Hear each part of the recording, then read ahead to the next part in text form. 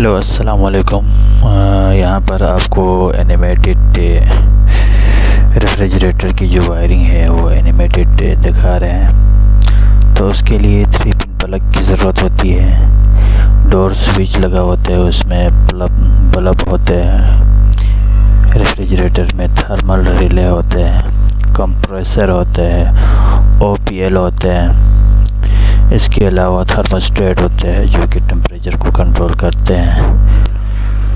तो इसकी wiring animation आपको दिखाते हैं।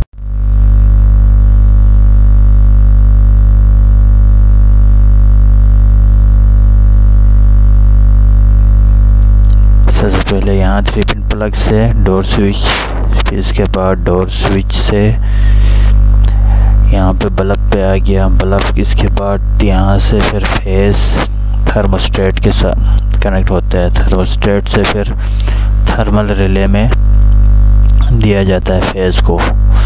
थर्मल रिले के 2 आउटपुट होते हैं, एक के फिर रन के साथ कनेक्ट होते हैं, दूसरा स्टार्ट के साथ कनेक्ट होते हैं। कंप्रेसर के 3 पॉइंट है, कॉमन, स्टार्ट, रन। इसके बाद न्यूट्रल वायर यहाँ से होता हुआ किस में चला जाता है, OPL ओवरलोड प्रोटेक्शन रिले में चला जाता है।